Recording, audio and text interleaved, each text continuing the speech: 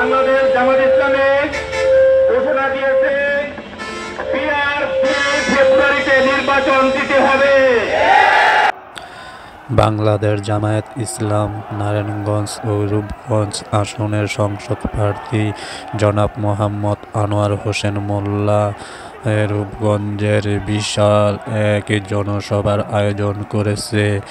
এই নির্বাচনে তারা খুব দ্রুতই এই নির্বাচনে অংশগ্রহণ করতে চায়।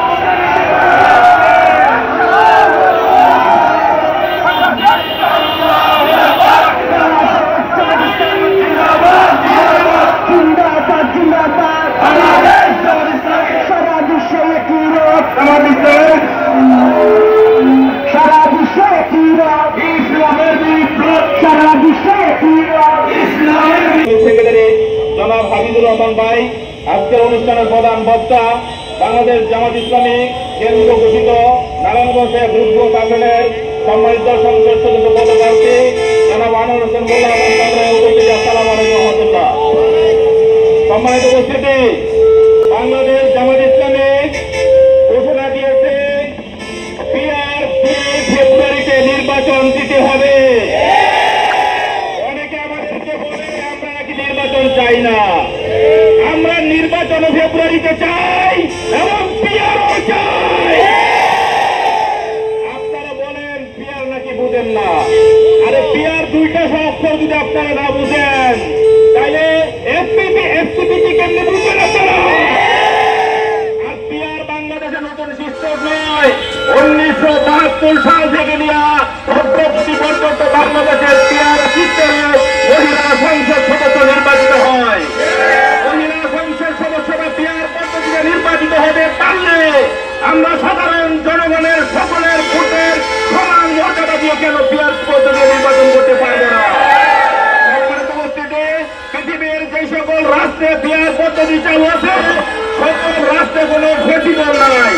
আপনারা ফিনল্যান্ড বলেন, নিউজিল্যান্ড বলেন, জার্মানি বলেন, এরকম অন্ধ 30টা রাষ্ট্রে পিআর পদ্ধতি চালু আছে, সেখানে আইনের শাসন চালু আছে। মূলত যারা রক্ত ফেসিবাদ চালু করতে চায় তারাই পিআর পদ্ধতি মানে না। সময় ছিল আপনারা তত্ত্বাবধায়ক পদ্ধতি বুঝেন নাই। আবার নতুন করে পিআর পদ্ধতি বুঝানোর জন্য যা কিছু লাগে জনগণকে সাথে দিয়ে আমরা এটি করবো ইনশাআল্লাহ। এবং আওয়ামী খুনি সন্ত্রাসীদের বিচার সহ 5 দফা দাবি আদায়ের লক্ষ্যে আমরা কেন্দ্র ঘোষিত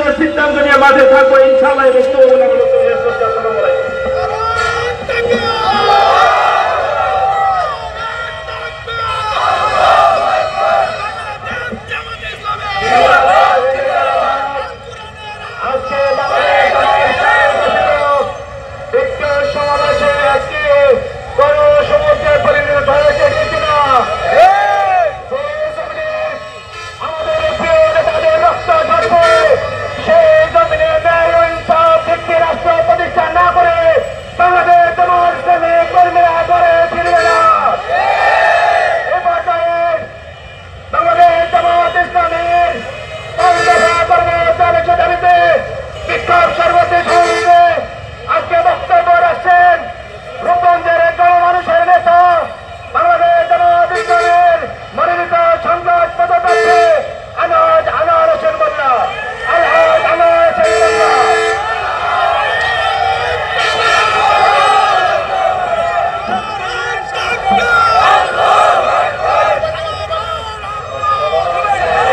সামনে মোবাইল একটু নিচে নামাইলেন।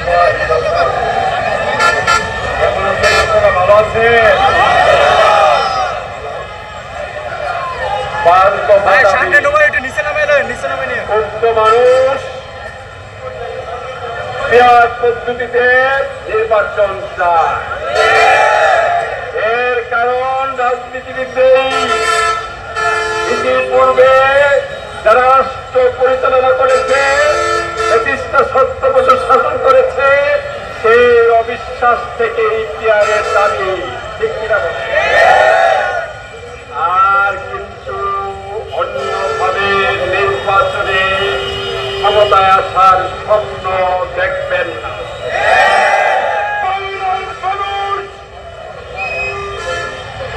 অন্য কোন সমর্থক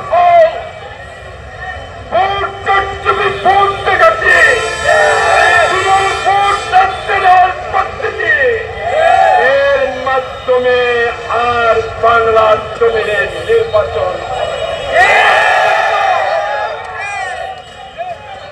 জুলাই সনদ বুঝেন না, ১৪ রক্ত দিয়েছে, নারী পুরুষের রক্ত দিয়েছে, ৩৫,০০০ আহত হয়েছে, ৫০০ লোক হারিয়েছে, ৭৫০ লোক একটি করে চোখ হারিয়েছে। এখনো অনেকে হাসপাতালে এই খুনের বিচার চান না।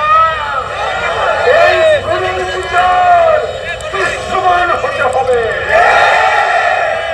না হলে যেন কেন কায়দায় বাংলাদেশে নির্বাচন। আর অনেক সময় দরকার মানুষের অনেক কিছু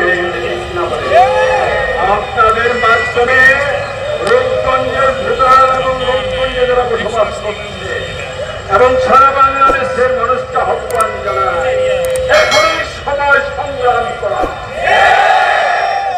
আমাদের নেতৃবৃন্দ রক্ত দিয়েছেন, এদেশের ছাত্রছাত্রী রক্ত দিয়েছেন, অপামর্জনের সাধারণ রক্ত দিয়েছেন। এই রক্ত বৃথা যেতে পারে না। রক্ত দিয়েছি, আমাদেরকে চৌকা দিয়ে রাখতে পারে না। আমরা যারা জামাত ইফতারি করি এবং অন্য লোকেরা যারা করেন না জামাত ইফতারি, সবাই আসত সরকার আসবে ভোটের মাধ্যমে, এর কোন বিকল্প নাই। বেশি শক্তি জবরদখল, ভোট কেন্দ্র দখল, আমরা যারা ভোটার আমরাই কেন্দ্র পাহারা করছি। একটা ভোটও জালিয়াতির মাধ্যমে জোর করে নেওয়ার সুযোগ দেওয়া হবে না। স্বপ্ন যারা দেখছেন তাদের স্বপ্ন চোরমার হয়ে যাবে বাংলার। পাল্টোবা বুঝেন না, পিয়ার বুঝেন না, জুলাই সনদ বুঝেন না। এর কারণ আমরা জানি বিদেশি ভোট আপনাদের খরচারে ভর করেছে। এই কারণে সবকিছু বুঝেন, কিছু না বুঝার ভান করেছেন। যেভাবে যে কায়দা রাষ্ট্র পরিচালনা করেছে, আয়নাগর মামলা হামলা গুম, এখনো অনেক মায়ের পক্ষে তারা জানে না তার সন্তান কোথাও। এই অবস্থার বাংলার জমিনে চলতে দেওয়া হবে না। আপনারা সাথে থাকবেন, আমরা বাংলাদেশ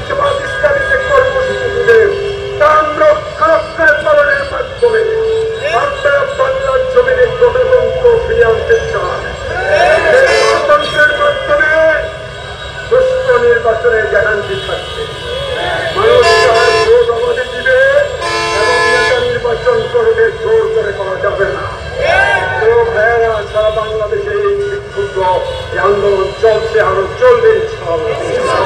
ততক্ষণ পর্যন্ত এই 5 দফা দাবি আদায় না হবে, ততক্ষণ পর্যন্ত এই সংগ্রাম অব্যাহত থাকবে। লাল গোলাপ শুভেচ্ছা জানিয়ে আমি আমার বক্তব্য শেষ করলাম। Bangladesh Jamaat-e Islam, Rupganj, SD4 news Islamic channel.